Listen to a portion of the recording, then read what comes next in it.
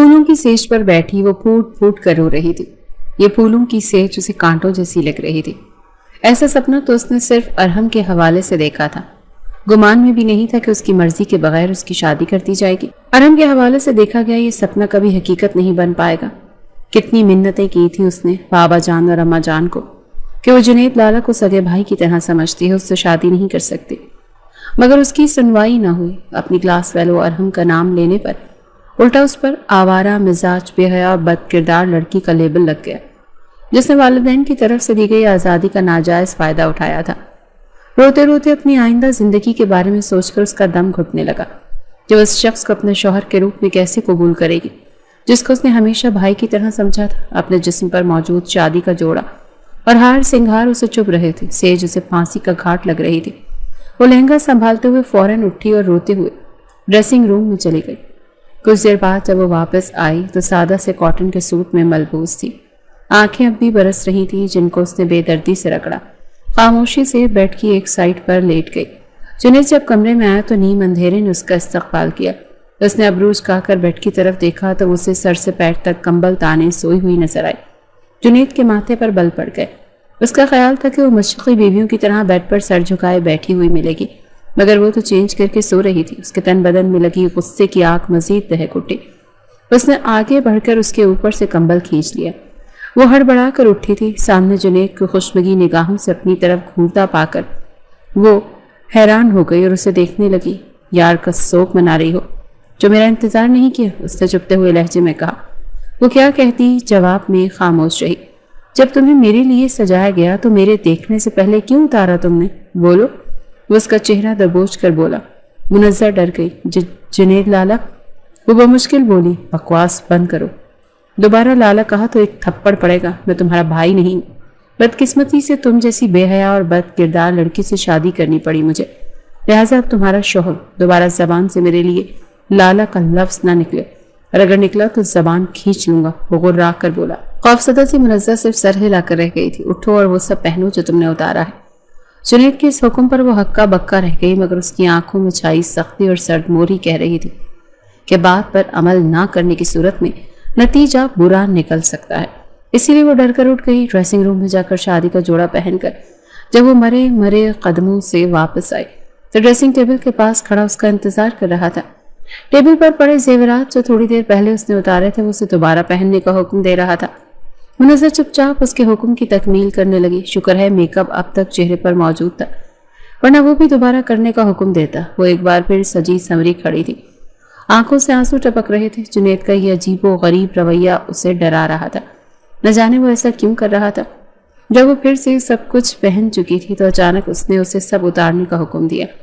منزہ حیرانگی سے اسے دیکھنے لگی تو وہ نفرت بھرے لہجے میں بولا، تم جیسی بد کردار لڑکی اس قابل نہیں کہ اسے میں نظر بھر کر دیکھوں۔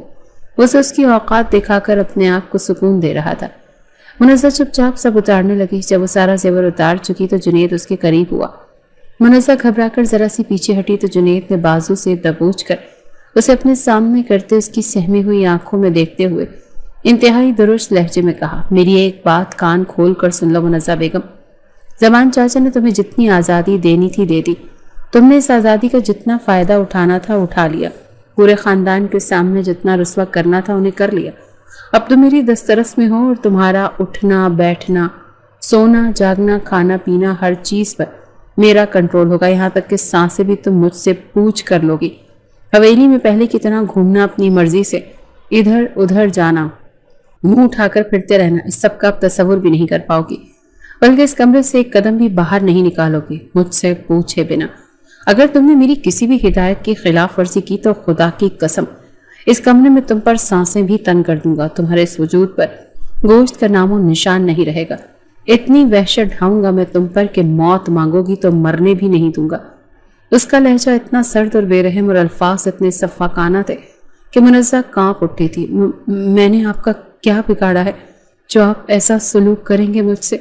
خوف سے پھیلی آنکھوں اور کپ کپاتے لبوں کے ساتھ وہ خود کو پوچھنے سے روک نہیں پائی تھی۔ اچھا کیا بگاڑا ہے تم نے؟ جنید نے اسے استہزائیہ انداز میں دیکھا اور ساتھ ہی اس کے کاندھوں پر بے رحمی سے اتنا دباؤ بڑھایا کہ وہ بے اختیار سسک اٹھی۔ درد ہو رہا ہے، پلیز چھوڑیں۔ درد سے بے حال ہوتی وہ بمشکل بولی، مگر جنید اس کی تکلیف اگنور کیے تہش بھری نگاہوں سے اسے گھورتے ہوئے بولا، تم میری امانت میں خیانت کی، بچپن سے منگ تھی تم میری، مگر یونیورسٹی جا کر تم نے یار بنا لیا، اس کے ساتھ رنگ رلیاں بناتی رہیں، تصویریں اور ویڈیوز بناتی رہیں، اور وہ بیہودہ چیٹس۔ کیا تمہیں ذرا شرم نہیں آئی غیر مرد سے ایسی بے شرمی والی باتیں کرتے ہوئے؟ دکھاؤں میں تمہیں؟ وہ اتنے زور سے دھاڑا کہ منزہ خوف سے اچھل پڑی اور پھوٹ پھوٹ کر رونے لگی۔ وہ اس کے کاندھوں سے ہاتھ ہٹا کر اپنی جیب سے موبائل نکال رہا تھا۔ یہ دیکھو، ایک غیر مرد کے ساتھ ایسی باتیں کرتے ہوئے تمہیں حیا نہ آئی؟ بے حیا، بے حیا لڑکی کہیں کی۔ اس کی اور ارحم کی محبت بھری چیٹ کا سکرین شاٹ اس کے سامنے کرتے وہ ایک بار پھر دھاڑا۔ منزہ فون کی طرف دیکھنے کی ہمت نہ کر سکی، اس کی دھاڑ سے ہی ڈر کر چہرہ ہاتھوں میں چھپا کر رونے لگی۔ جنید نے انتہائی تیش کے عالم اس کے چہرے پر سے اس کے ہاتھ ہٹائے اور ایک زناٹے دار تھپڑ اس کے منہ پر دے مارا۔ وہ لڑکھڑائی، گرنے لگی جب جنید نے بے دردی سے پکڑتے کھینچ کر اسے اپنے قریب کیا۔ اتنی ہی آگ لگی تھی کسی مرد کے ساتھ ایسی باتیں کرنے کی تو مجھے بتایا ہوتا، میں تمہاری خواہش جائز طریقے سے پوری کر دیتا، کم از کم یوں پورے خاندان میں ہمیں بدنام تو نہ کرتی اور نہ ہی خود پر بے حیا اور بد کردار ہونے کا لیبل لگواتی۔ جنید کی آنکھوں سے آگ کے شعلے جیسی لپٹیں نکل رہی تھی۔ منزہ ہچکیوں سے روتی رہی۔ وہ کچھ پل اسے یوں ہی سرد نگاہوں سے گھورتا رہا، پھر نفرت بھرے انداز میں جھٹکے سے خود سے دور کرتے ڈریسنگ روم میں چلا گیا۔ تھوڑی دیر بعد چینج کر کے واپس آیا تو ویسے ہی ڈریسنگ روم کے آگے کھڑی ہوئی رو رہی تھی۔ جنید کے ماتھے پر بل پڑے۔ ساری رات یہیں کھڑے ہو کر یار کی یاد میں ٹسوے بہانے کا ارادہ ہے؟ اس کے ساتھ الفاظ اور تنزیہ لہجے میں منزہ کے دل پر گھونسا پڑا۔ جاؤ، دفع ہو جاؤ اور چینج کر کر آؤ یہ کپڑے۔ وہ گرائے تو منزہ منہ پر ہاتھ رکھے روتی ہوئی ڈریسنگ روم میں چلی گئی۔ کافی دیر بعد جب وہ دل کا بوجھ ہلکا کر کے واپس آئی تو وہ آنکھوں پر بازو رکھے بیڈ پر سیدھا لیٹا ہوا تھا، نہ جانے سو رہا تھا یا پھر جاگ رہا تھا۔ منزہ صوفے کی طرف بڑھنے لگی تھی جب اس کی سرد آواز پر اس کے دل کی دھڑکن تیز ہو گئی۔ وہ اسے بیڈ پر سونے کو کہہ رہا تھا۔ مرے مرے قدموں سے جھجکتے ہوئے وہ بیڈ کی دوسری سائڈ پر آئی اور اس کی طرف سے رخ بدل کر سونے لگی جب اس نے اسے بازو سے پکڑتے اپنی طرف کھینچا۔ منزہ کے وجود سے جیسے جان نکل گئی، دل اچھل کر حلق میں آ گیا۔ کیا کر رہے ہیں؟ وہ بری طرح گھبرائی۔ شٹ اپ، میری مرضی جو بھی کروں، تم کون ہوتی ہو پوچھنے والی؟ وہ غرایا۔ پلیز، میں ابھی مینٹلی تیار نہیں ہوں، مجھے کچھ ٹائم چاہیے، اس نے التجا کی، مگر وہ اس کی التجا پر کان نہ دھرتے ہوئے اسے اپنے قریب کر گیا۔ تم جیسی ناقابل بھروسہ عورتوں کو ٹائم دینا اپنے ہی پاؤں پر کلہاڑی مارنے کے مترادف ہے۔ شوہر کو ٹائم کے نام پر بیوقوف بنا کر خود سے دور رکھنا اور پھر موقع پا کر یار کے ساتھ بھاگ جانا، ایسی ہوتی ہو تم عورتیں۔ اور میں کوئی تمہیں بیوی کا درجہ نہیں دے رہا، صرف اپنی ضرورت پوری کروں گا تم سے، سرد اور شفاف لہجے میں کہتے ہوئے اس نے اس کی مزاحمت کا گلا ہی گھونٹ دیا۔ وہ اگرچہ پٹھان فیملی سے تعلق رکھتی تھی لیکن اس کی فیملی کوئی بہت کنزرویٹو یا روایتی پٹھان فیملی نہیں تھی جہاں عورتوں کو ساتھ پردوں میں چھپا کر رکھا جاتا ہو، انہیں پڑھنے اور باہر نکلنے کی اجازت نہ ہو، ان کے حقوق سلب کر لیے جاتے ہوں۔ مہتاب خان جو اس کے دادا تھے کچھ روایتی پٹھان ذہن کے مالک ضرور تھے، مگر اس کے والد شاہ زمان خان ایک پڑھے لکھے روشن خیال آدمی تھے جنہوں نے اس کی تعلیم و تربیت میں کسی تنگ نظری والے روایتی اصولوں کو آڑے نہیں آنے دیا تھا۔ شاہ زمان خان سے چھوٹا بھائی احتشام خان تھا جو بڑے بھائی کی طرح زیادہ پڑھا لکھا تو نہیں تھا مگر اتنا تنگ نظر وہ بھی نہیں تھا۔ شاہ عالم نام کے گاؤں میں ان کی ایک بہت بڑی حویلی تھی۔ مہتاب خان کی ہزاروں ایکڑ زمین تھی، اپنا کاروبار بھی تھا۔ شاہ زمان خان اور احتشام خان مل کر سب کچھ چلا رہے تھے۔ گھر میں خوشحالی تھی، کسی قسم کا کوئی مسئلہ نہیں تھا۔ جہاں شاہ زمان خان کی ایک بیٹی منزہ تھی وہاں احتشام خان کا بھی ایک ہی بیٹا جنید خان تھا۔ جنید منزہ سے 6 سال بڑا تھا اور وہ اسے بچپن ہی سے لالا کہتے تھے۔ منزہ کی پیدائش پر ہی مہتاب خان نے کہہ دیا تھا کہ اس کی شادی جنید سے ہوگی۔ بڑے ہونے پر جنید کو تو یہ بات معلوم ہو گئی تھی مگر منزہ اس سے لا علم رہی، کسی نے اسے بتانا ضروری بھی نہیں سمجھا، اسی لیے اس کے دل و دماغ میں جنید کے سگے بھائیوں والی فیلنگز تھی۔ منزہ کو پڑھائی کا بہت شوق تھا۔ شاہ زمان خان بیٹی کے شوق کو دیکھتے ہوئے اسے بھرپور سپورٹ کر رہے تھے، جبکہ باقی حویلی میں کسی کو منزہ کی تعلیم میں کوئی دلچسپی نہ تھی کیونکہ ان کے خاندان میں تعلیم، خاص طور پر لڑکیوں کی تعلیم پر کوئی توجہ نہیں دی جاتی تھی۔ اگر کوئی لڑکی اپنے شوق سے پڑھنا چاہتی تو اور بات تھی۔ منزہ نے گاؤں کے اکلوتے سرکاری اسکول سے میٹرک کر تو لیا تھا، شاہ زمان خان نے پھر اسے شہر کے کالج میں ایڈمیشن لے دیا۔ گاؤں سے کالج کا فاصلہ آدھے گھنٹے کا تھا۔ شاہ زمان خان روزانہ اسے خود چھوڑنے اور لینے جاتے تھے۔ کبھی کبھی خود نہ جا پاتی تو جنید کو بھیج دیتے۔ جنید دل ہی دل میں اس کی پڑھائی کے سخت خلاف تھا، مگر چچا کے سامنے کچھ بولنے کی جرت نہ تھی، جو اکلوتی لاڈلی بیٹی کے کسی خواہش کو رد نہیں کرتے تھے۔ ان کو بیٹی کے بیچا لاڈ اٹھاتے دیکھ وہ کھول کر رہ جاتا تھا اور دل میں تہیہ کرتا جب یہ خود سر لڑکی اس کی دسترس میں آئے گی تو اسے تیر کی طرح سیدھا کر دے گا۔ منزہ بیچاری اس کے ارادوں سے بے خبر لالا لالا کہہ کر اسے بے حد عزت دیتی تھی۔ اول تو وہ اس سے مخاطب ہی نہیں ہوتا تھا، اور اگر ہونا پڑتا تو اس کا رویہ بے حد سرد اور سپاٹ ہوتا تھا، جو منزہ کو اس سے بے تکلف ہو کر بات نہیں کرنے دیتا تھا۔ وہ ایک اکڑو دماغ، شکی مزاج اور غصے کا تیز انسان تھا، جو چچا اور باپ کی طرح وسیع ذہن کا مالک نہیں تھا۔ وہ عورتوں کی آزادی کا بالکل قائل نہیں تھا، خاص طور پر تعلیم کو تو وہ عورتوں کے لیے ضروری سمجھتا ہی نہیں تھا۔ اس کا خیال تھا کہ تعلیم لڑکیوں کو بگاڑ دیتی ہے۔ خود اس کا اپنا بھی تعلیم میں انٹرسٹ نہیں تھا، اسی لیے ایف اے کے بعد چھوڑ دی تھی۔ حالانکہ زمان چچا نے اسے بہت سمجھایا تھا کہ کم از کم گریجویشن کر لو، مگر جنید نے ان کی بات ایک کان سے سن کر اور دوسرے کان سے نکال دی تھی۔ جب تعلیم میں اپنی دلچسپی نہیں تھی تو کسی اور کے لیے وہ اسے کیسے ضروری سمجھ سکتا تھا۔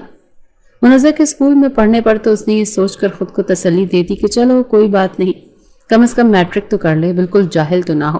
مگر میٹرک کے بعد جب شاہ زمان چچا نے اسے شہر کے کالج میں داخلہ دلوا دیا تو وہ دل ہی دل میں سخت مشتعل ہوا۔ داجی کے پاس جا کر کالجوں کے ماحول کے بارے میں غلط سلط باتیں بتا کر انہیں خوب بھڑکایا تاکہ وہ زمان چچا کو منزہ کے کالج میں داخلہ کرانے سے روکے، مگر وہ اپنی اس کوشش میں کامیاب نہ ہو سکا۔ زمان چچا نے داجی کو تعلیم کی اہمیت پر لیکچر دیا اور دلائل دے کر راضی کیا یا نہیں، مگر اتنا ضرور ہوا کہ داجی اس معاملے میں خاموش ہو گئے تھے۔ اس کا بس چلتا تو وہ منزہ کی پڑھائی رکا کر اسے کب کا گھر بیٹھا چکا ہوتا، مگر اپنی اس خواہش کو فی الحال پورا کرنے سے قاصر تھا، کیونکہ زمان چچا نے کہہ رکھا تھا کہ جب تک منزہ پڑھتی رہے گی تب تک وہ اس کی شادی نہیں کریں گے۔ کئی بار اس نے اپنی ماں سے بھی کہا کہ وہ چچا اور داجی سے اس کی اور منزہ کی جلدی شادی کی بات کریں، مگر اس کی ماں تو منزہ کے ساتھ اس کی شادی کے ہی خلاف تھی، کیونکہ وہ اپنی بھانجی رمشا کو بہو بنانا چاہتی تھی۔ منزہ تو نام پر ہی بھڑک جاتی تھی۔ جنید کے کئی بار اس وجہ سے ماں سے تکرار ہو چکی تھی، اگرچہ یہ تکرار بند کمرے میں ہوتی تھی، باہر کسی کو پتہ نہیں چلتا تھا، مگر منزہ کی ماں فوزیہ دیورانی کے تیور دیکھ کر اندازہ لگا چکی تھی کہ وہ منزہ کو بہو بنانا پسند نہیں کرتی، لیکن اس نے اس بات کی بھنک شوہر کو نہیں پڑنے دی، کیونکہ انہیں یقین تھا کہ اس کی دیورانی کے چاہنے نہ چاہنے سے کچھ بھی نہیں ہونے والا۔ ہونا وہی تھا جو فیصلہ اس حویلی کے مردوں نے کیا تھا، اسی لیے وہ مطمئن تھی۔ وہ اپنی بیٹی کو ہمیشہ اپنی نظروں کے سامنے اپنے پاس رکھنا چاہتی تھی، اور اسی لیے اس کی خواہش تھی کہ جنید ہی ان کا داماد بنے، کیونکہ روایتی ماں کی طرح وہ بھی کسی باہر کی لڑکی کو جنید کی بیوی کے روپ میں اس حویلی پر راج کرتے ہوئے نہیں دیکھ سکتی تھی۔ جنید جب بھی ماں کے سامنے منزہ کا نام لیتا وہ الٹا سے رمشا سے شادی کرنے کو کہتی، جبکہ جنید کو تو اپنی خالازاد رمشا کی شکل ہی زہر لگتی تھی۔ اگرچہ زہر تو اسے منزہ بھی لگتی تھی، مگر اس زہر کو پینے کے لیے وہ تیار تھا، کیونکہ وہ اس کی منگیتر تھی، عزت تھی، غیرت تھی، جس سے وہ کسی بھی حال میں دستبردار نہیں ہو سکتا تھا۔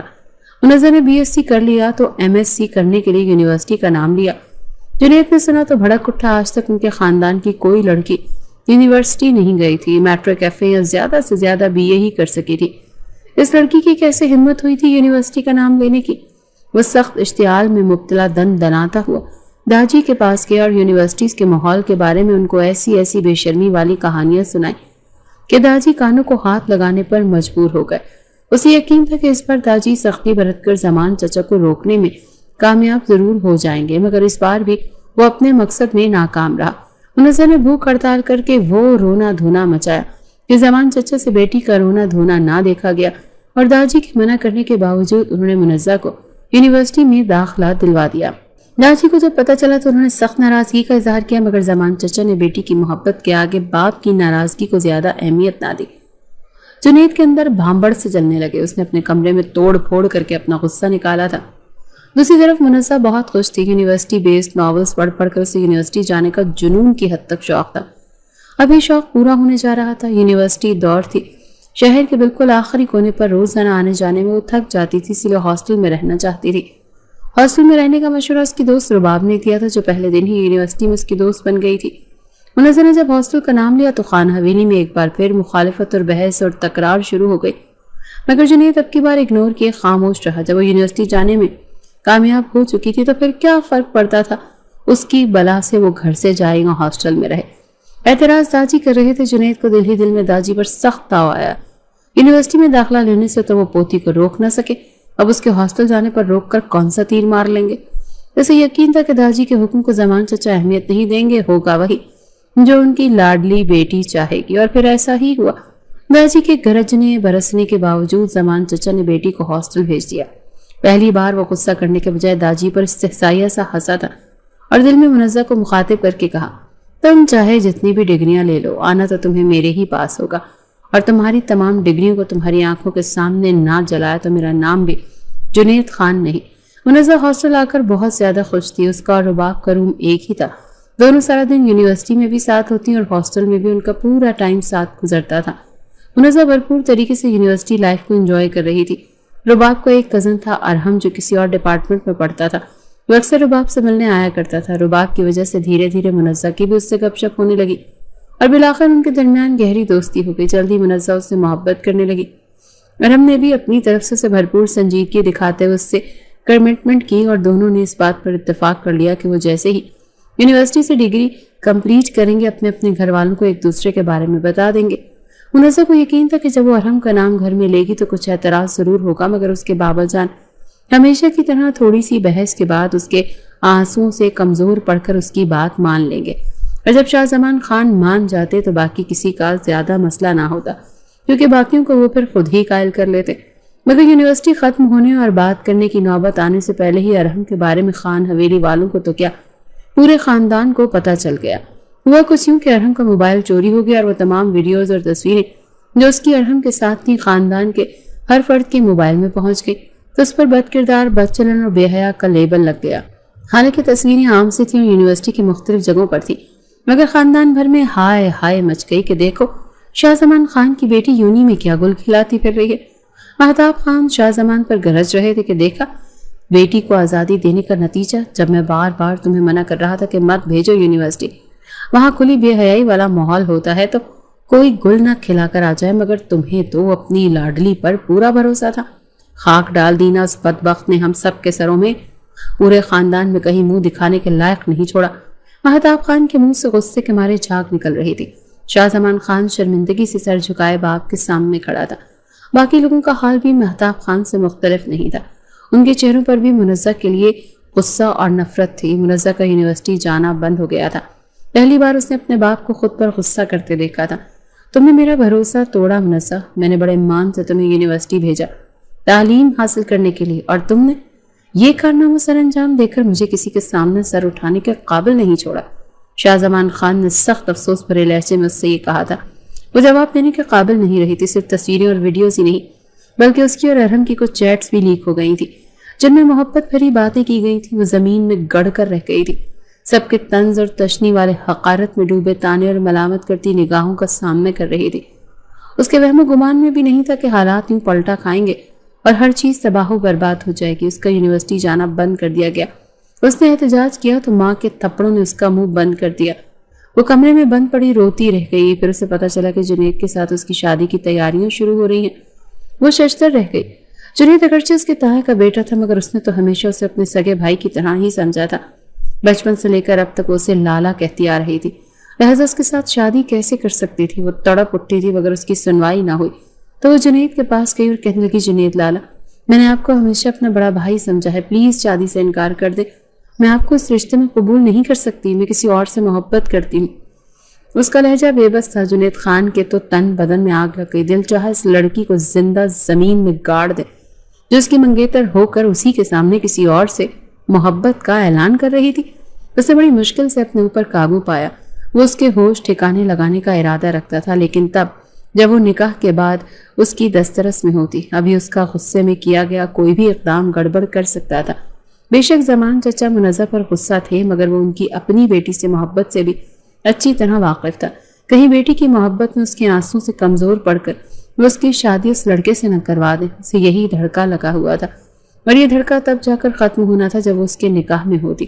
اسی لیے اپنے غصے کو کنٹرول کرتے ہوئے طنزیہ انداز میں مسکرا کر بولا، بھائی سمجھتی تھی تو اب سے سمجھنا اور لالا کہنا چھوڑ دو۔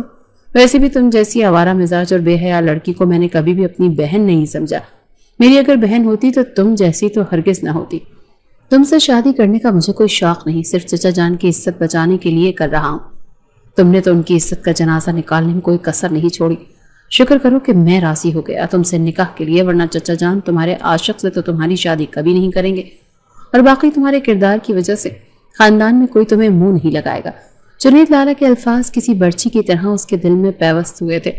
وہ روتے ہوئے ان کے کمرے سے نکل آئی تھی۔ شام کو اس کی ماں فوزیہ کمرے میں آئی اور دونوں ہاتھوں سے منزہ کو پیٹ ڈالا۔ بے حیا بے غیرت لڑکی، اور کتنا ذلیل کروائی کی!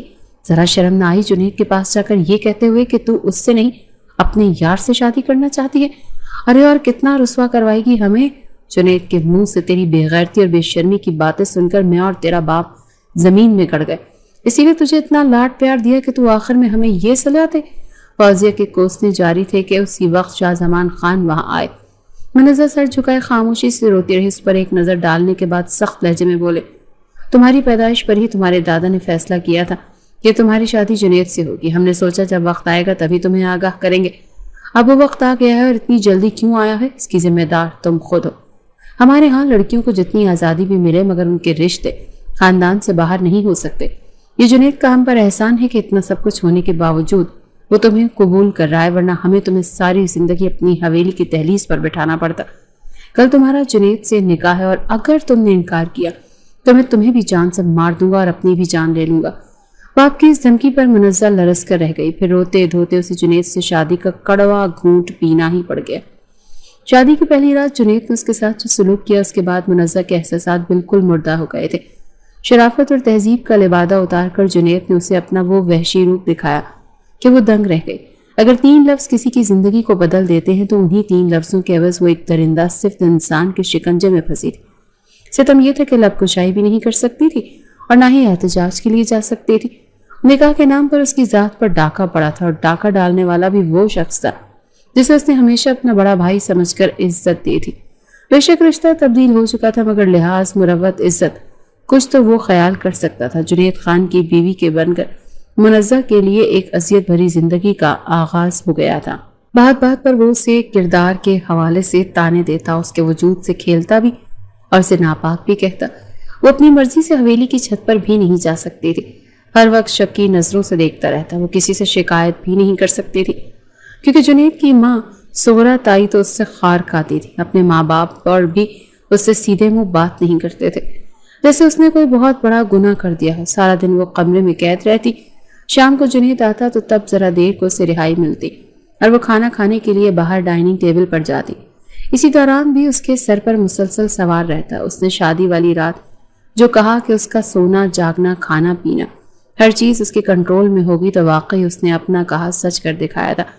منزہ ہر چیز کے لیے اس کی محتاج ہو کر رہ گئی تھی۔ ایک دن وہ کمرے میں بیٹھی تھی، جب جنید نے اندر آ کر کہا، تمہارے ڈاکیومنٹس کہاں ہیں؟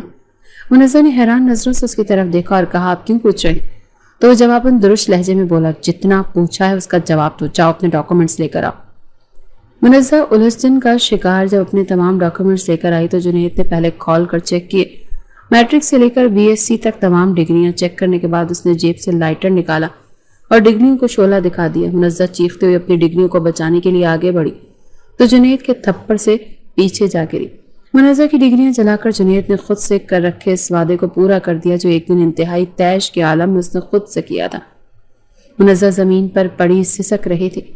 اچھے گریڈز کے ساتھ حاصل کی گئی اس کی تمام ڈگریاں جل چکی تھی۔ یونیورسٹی میں تو اپنا پہلا سیمسٹر بھی کمپلیٹ نہ کر سکی تھی، اور یہ واقعہ ہو گیا۔ نہ جانے کون تھا ایسا اس کا دشمن جس نے ایسا کیا تھا، ایسا کون تھا جس کی رسائی اس کے خاندان تک بھی تھی، جس کی اس حرکت کی وجہ سے منزہ کے سارے خواب چکنا چور ہو گئے تھے، اور آج وہ بے بسی کے عالم میں جنید کی قید میں رونے پر مجبور تھی۔ وہ روتے ہوئے اس شخص کو بد دعائیں دینے لگی جس کی وجہ سے وہ ان حالات کو پہنچی تھی۔ کمرہ اس کی ڈگریوں کے جلے ہوئے ٹکڑوں سے بھر گیا، بکھرا پڑا تھا۔ لاچاری اور بے بسی کے احساس کے ساتھ اس کے اندر غم اور غصے کی شدید لہر اٹھی۔ ان جلے ہوئے ٹکڑوں کو اس نے دوپٹے میں سمیٹا اور تیزی سے کمرے سے نکلی۔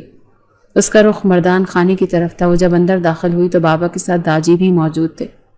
اسے دیکھ کر وہ دونوں چونک اٹھے۔ بابا یہ دیکھیں، جنید نے میری اصل ڈگریاں جلا ڈالی۔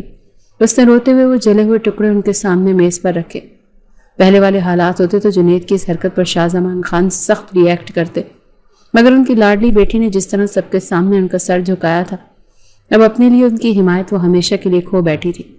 اسی لیے ان جلی ہوئی ڈگریوں پر ایک نظر ڈال کر وہ خاموش رہے۔ البتہ مہتاب خان نے خوب سراہنے والے انداز میں کہا، یہ تو جنید نے بہت ہی اچھا کیا ہے، میں اسے شاباشی دوں گا، اسے یہ کام بہت پہلے کرنا چاہیے تھا۔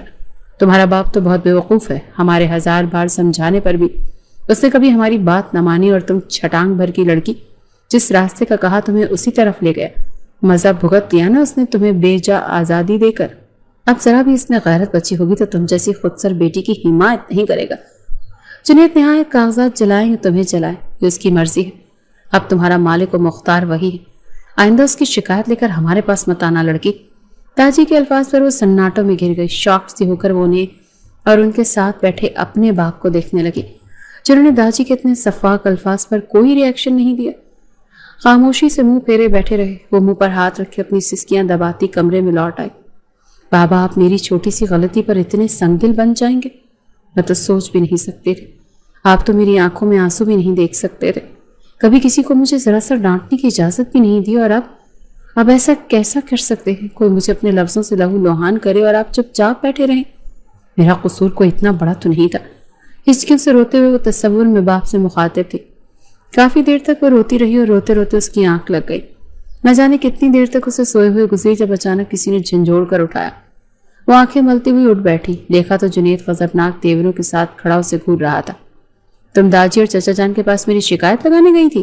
اس نے کڑے تیوروں سے پوچھا۔ منزہ خاموش رہی۔ جواب دو مجھے۔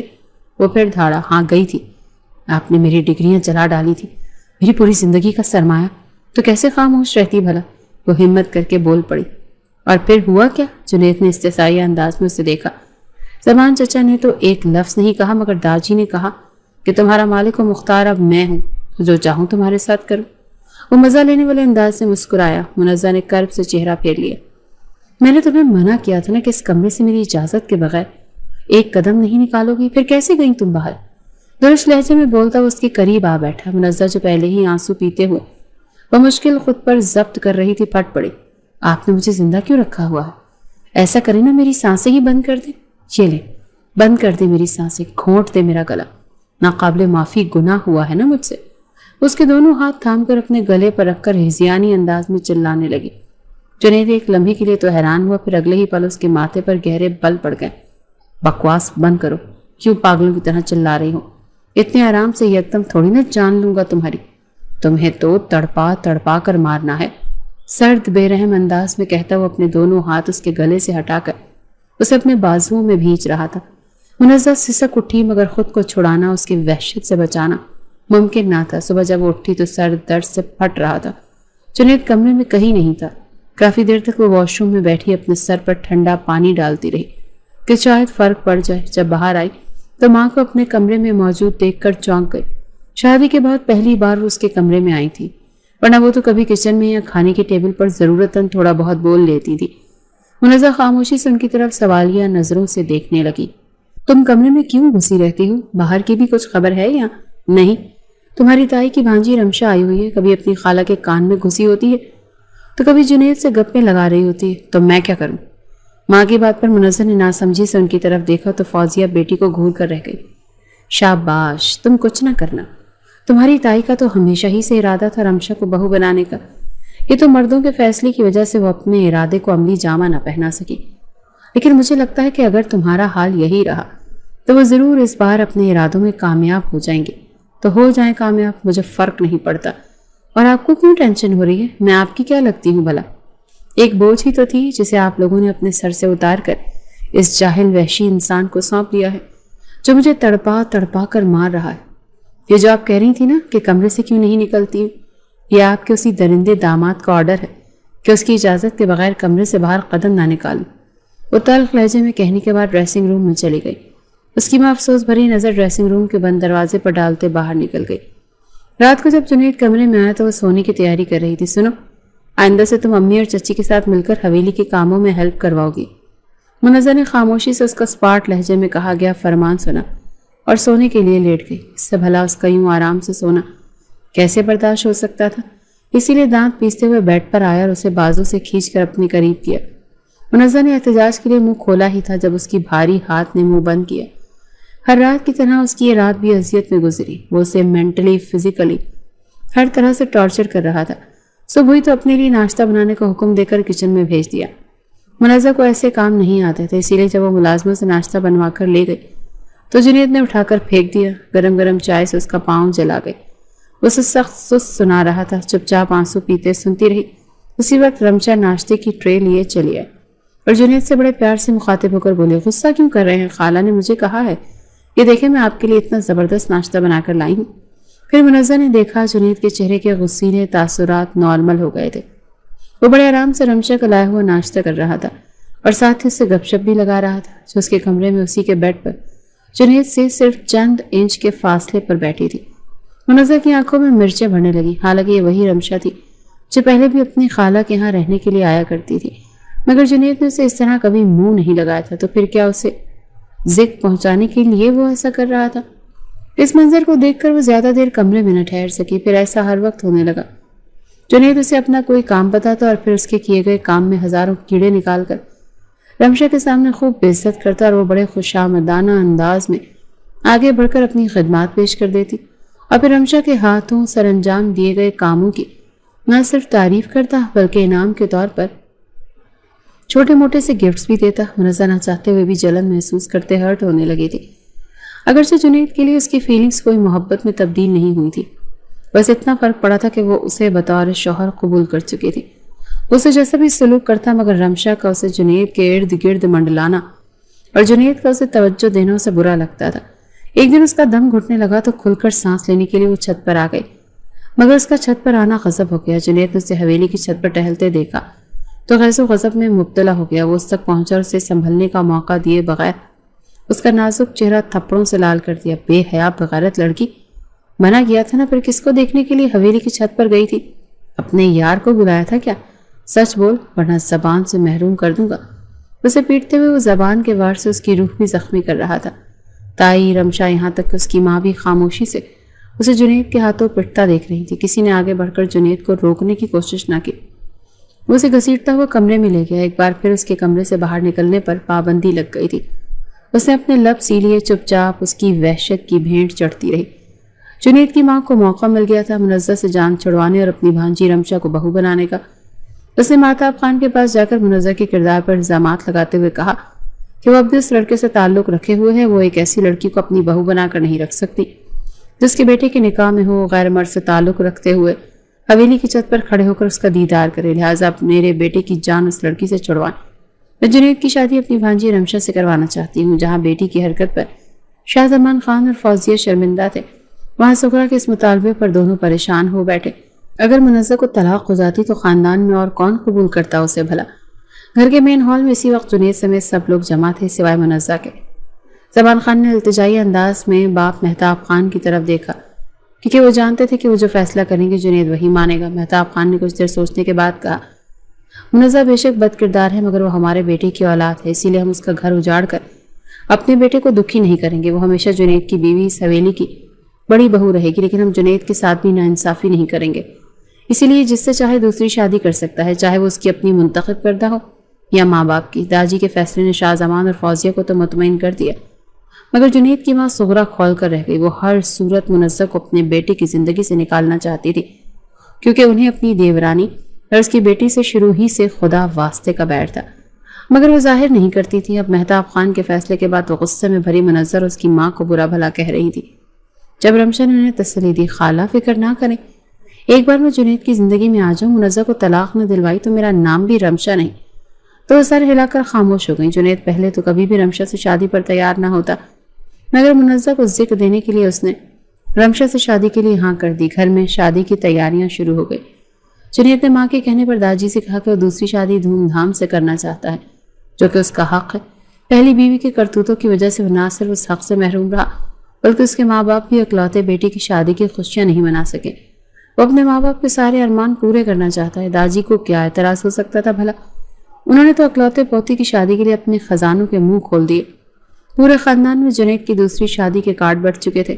سب سراہ رہے تھے، خوشی کا اظہار کر رہے تھے کہ چچا عزت رکھنے کے لیے اس کی بد کردار بیٹی کو بیوی بنایا، اب اپنے لیے ایک اچھے کردار والی بیوی چننا اس کا حق ہے. شادی کی تیاریاں زور و شور سے جاری تھی. منزہ چپ چاپ سب دیکھ رہی تھی. جنید، تائی، رمشا، اپنی ماں، کسی کے تانوں کا وہ کوئی جواب نہ دیتی. باہر سے وہ یوں ظاہر کر رہی تھی جیسے اسے کوئی فرق ہی نہیں پڑ رہا تھا، مگر اندر سے وہ کٹ کر رہ گئی تھی. بے شک اسے جنید سے محبت نہیں تھی، مگر اپنے شوہر کی دوسری شادی ہوتے دیکھنا بھی کسی عورت کے لیے قابل برداشت نہیں ہوتا. محبت تو اسے ارحم سے بھی نہیں تھی جس کا وہ محبت سمجھ بیٹھی تھی. وہ دراصل اٹریکشن تھی. ارحم پڑھا لکھا انسان تھا، مہذب تھا، اس کی عزت کرتا تھا، تبھی وہ اس کی جانب مائل ہوتی تھی، کیونکہ اس نے ہمیشہ ایک پڑھے لکھے مہذب ہمسفر کا خواب دیکھا تھا. شادی کی تقریبات میں شرکت کے لیے خاندان کے بہت سے لوگ حویلی آ کر رہ رہے تھے. ہر کوئی منزہ کے تاثرات جانچنے کی کوشش کرتا، مگر کوئی اندازہ نہ لگا پاتا، کیونکہ منزہ نے اپنے تاثرات سپاٹ ہی رکھے ہوئے تھے. مائی اور مہندی کی تقریب ہو چکی تھی. منزہ نے ان میں شرکت نہیں کی کیونکہ سغرا تائی نے اسے باہر نکلنے سے منع کیا تھا. وہ نہیں چاہتی تھی کہ لوگ اس کے بد کردار بہو کو دیکھ کر پھر سے باتیں سنائیں. جنید خوش تھا یا نہیں، البتہ منزہ کے سامنے خود کو بہت ہی خوش دکھانے کی کوشش کر رہا تھا. جس دن نکاح اور رخصتی تھی، تیار ہونے کے لیے وہ کمرے میں آیا تو منزہ بیڈ پر کمبل اوڑھے لیٹی ہوئی تھی. ایک استہزائیہ نظر اس پر ڈال کر وہ ڈریسنگ روم میں چلا گیا. کچھ دیر بعد شادی کی شیروانی پہن کر باہر آیا اور آئینے کے سامنے کھڑے ہو کر باقی تیاری کرنے لگا. اچانک اسے خود پر نظریں محسوس ہوئیں. اس نے پیچھے مڑ کر دیکھا تو بیک گراؤنڈ سے ٹیک لگائے بیٹھی منزہ کو خود کو ٹکٹکی باندھ کر دیکھتے ایک سکون سا اس کے جسم میں سرایت کر گیا. اس نے آئینے میں نظر آتے اس کے عکس کو غور سے دیکھا. ملگجے سے ہولیے میں وہ بہت کمزور اور بیمار لگ رہی تھی. آنکھوں میں عجیب بے بسی تھی جسے دیکھ کر ایک پل کے لیے تو جیسے اس کے دل کو کچھ ہوا تھا. اپنی اس کیفیت پر وہ خود بھی حیران رہ گیا تھا. کیا بات ہے، ایسے کیوں دیکھ رہی ہو؟ وہ چاہ کر بھی لہجے کو سخت نہ کر سکا. کچھ نہیں، اچھے لگ رہے ہیں آپ. یہ پہلی تعریف جو زندگی میں پہلی مرتبہ اس نے منزہ کے منہ سے سنی تھی. وہ ایک لمحے کے لیے ساکت رہ گیا. پلٹ کر دوبارہ اس کی طرف دیکھا تو وہ ہنوز اس پر نگاہیں جمائے بیٹھی ہوئی تھی. یہاں تک کہ جنید کے دیکھنے پر بھی اس نے نگاہوں کا زاویہ نہ بدلا. اس کی اداس نگاہوں میں اس پل ایسی مقناطیسی کشش تھی جو جنید کو اپنے حصار میں باندھنے لگی تھی. کسی ٹرانس کی کیفیت میں وہ چلتا ہوا اس کے قریب آیا اور بے اختیار جھک کر اس کے ماتھے پر لب رکھے. منزہ حق تک رہ گئی. وہ اپنی کیفیت سے گھبرا کر وہاں سے جانے لگا. جب منزہ کی آواز دینے پر رکا، جنید، میری طبیعت بہت خراب ہے، مجھے ڈاکٹر کی ضرورت ہے. اس کی آواز میں بے بسی کے ساتھ آنسوں کی آمیزش تھی. وہ بے اختیار اسے دیکھنے پر مجبور ہوا. اسے سخت الفاظ میں ڈانٹنا چاہتا تھا، مگر اس کی حالت اور آنسوں بھری آنکھیں دیکھ کر نرم پڑا. کچھ دیر انتظار کرو، فری ہو کر میں ڈاکٹر کو کال کروں گا. کہنے کے بعد وہ وہاں رکا نہیں. اس کی ماں کی نظر اس پر پڑی تو خوشی سے چہکتی ہوئی بے اختیار اس کی طرف بڑھی اور اس کی بلائیں لینے لگی. یوں ہی ماں باپ کی دعائیں لیتے ہوئے اس کی نظر چچا اور چچی کے اترے ہوئے چہروں پر پڑی تو دل میں عجیب سی شرمندگی محسوس ہوئی. نکاح کچھ ہونے والا تھا جب اس کے ایک ملازم نے آہستگی سے اسے کسی ارجنٹ آمد کا بتایا. وہ حیران ہوتا حویلی کے گیٹ پر آیا تو سامنے کھڑے شخص کو دیکھ کر اس کے چہرے کے عضلات تن گئے. اس سے پہلے وہ اسے غصے میں بے عزت کر کے نکالتا. اس شخص نے تیزی سے آگے بڑھ کر اس کے سامنے ہاتھ جوڑتے ہوئے کہا، صرف ایک بار میری بات سن لیں، صرف ایک بار. اگر آپ نے ابھی میری بات نہ سنی تو آپ کو بعد میں بہت افسوس ہوگا، کیونکہ میں آپ کو کچھ خاص بتانا چاہتا ہوں رمشا سے متعلق. رمشا کے نام پر جنید چونک گیا. کچھ دیر بعد اس شخص کے ہمراہ حویلی کے مہمان خانے میں بیٹھا. وہ شخص اسے کچھ بتا رہا تھا جسے سن کر جنید کے چہرے پر زلزلے جیسے تاثرات چھا رہے تھے. جب وہ شخص سب کچھ بتا چکا تو جنید بجلی کی تیزی سے وہاں سے نکلا اور لمبے لمبے ڈھک بھرتا سٹیج پر پہنچا جہاں رمشا دلہن بنی بیٹھی نکاح کے لیے اس کا انتظار کر رہی تھی. ارحم دورانی سے کیا تعلق ہے تمہارا؟ رمشا سے پوچھے گئے اس کے سوال نے ہر کسی کو ششدر کر دیا. ہاتھ میں پکڑے موبائل میں باری باری وہ تمام آڈیو ریکارڈنگز اور ویڈیوز پلے کر کے سب کو دکھاتا گیا جس میں رمشا نے منزہ کو ٹریپ کرنے کے لیے پیسے دے کر ارحم اور رباب کو ہائر کیا تھا. رباب کی کزن رمشا کی دوست تھی جس کے ذریعے رمشا نے ان دونوں سے کانٹیکٹ کیا تھا. رمشا کے دو مقاصد تھے، ایک منزہ کو یونیورسٹی سے ڈگری لینے کا خواب پورا نہ ہونے دینا کیونکہ وہ خود جو یونیورسٹی نہیں جا سکی تھی، دوسرا اسے بد کردار مشہور کر کے جنید سے اس کا رشتہ توڑوانا، جس رشتے کے بارے میں منزہ خود بھی نہیں جانتی تھی، مگر وہ اپنے مقاصد میں مکمل طور پر کامیاب نہ ہو سکی. اس کی خواہش کے مطابق منزہ یونیورسٹی میں پڑھ تو نہ سکی، مگر جنید سے اس کی شادی ضرور ہو گئی جس کا رمشا کو گہرا رنج تھا. پھر بھی چال چل کر وہ جنید کی زندگی میں شامل ہونے جا رہی تھی. کچھ دن پہلے اس کا رباب اور ارحم سے پیسوں کی لین دین پر جھگڑا ہوا تھا، تبھی ارحم نے آ کر اس کا پول کھول دیا تھا. رمشا کی اصلیت سب کے سامنے آ چکی تھی۔ وہ دو چہرے کے ساتھ کھڑی تھی، ہر کوئی اسے ملامت کرتی نفرت بھری نگاہوں سے دیکھ رہا تھا۔ اچانک اس نے انکشاف کر دیا کہ وہ اس سب میں اکیلی نہیں تھی، بلکہ سغرا خالہ یعنی ارحم کی ماں بھی شامل تھی۔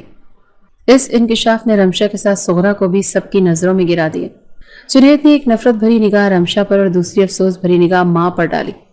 اچانک اسے منزہ کا خیال آیا۔ وہ تیزی سے اسٹیج سے اتر کر بھاگتا ہوا اپنے کمرے میں پہنچا۔ منزہ کو بے ہوش پڑے دیکھ کر اس کے پیروں تلے سے زمین نکل گئی۔ کچھ دیر بعد ڈاکٹر آ گیا۔ چیک اپ کے بعد اس نے جو خبر سنائی، وہاں کھڑے لوگوں میں اتنی ٹینشن کے بعد بھی خوشی کی لہر دوڑ گئی۔ منزہ جب ہوش میں آئی تو اپنے ارد گرد سب کو مسکراتا دیکھ حیران رہ گئی۔ سب سے پہلے داجی نے آگے بڑھ کر اس کے سر پر ہاتھ رکھا، پھر اس کے بابا نے جھک کر اس کے سر پر بوسہ دیا۔ باری باری سب اس کے پاس آئی، یہاں تک کہ شرمندہ تائی نے بھی اسے گلے لگا لیا۔ جب سب کمرے سے باہر چلے گئے تو اس نے حیرت سے جنید کی طرف دیکھا جو اس کے ہاتھ تھامے مسکرا رہا تھا۔ منزہ کی حیرانگی دیکھ کر اسے ساری بات بتانے لگا۔ جب اس نے بات ختم کی تو منزہ رونے لگی۔ وہ پشیمان سا ہو کر اس سے معذرت کرنے لگا۔ اس نے سوچ لیا تھا وہ منزہ سے روا رکھے گئے اپنے ہر غلط سلوک کی تلافی کرے گا، چاہے اس کے لیے اسے خود بدلنا پڑے، اپنی سوچ کو بدلنا پڑے، یا وہ سب کچھ کرے گا، کیونکہ منزہ اس کا انتقام یا عزت نہیں، اس کی محبت تھی، جس کا اعتراف اس نے خود کے آگے بھی نہیں کیا تھا کبھی۔ لیکن اب وہ یہ اعتراف منہ سے کرنے کے بجائے اپنے عمل سے کرنے کا ارادہ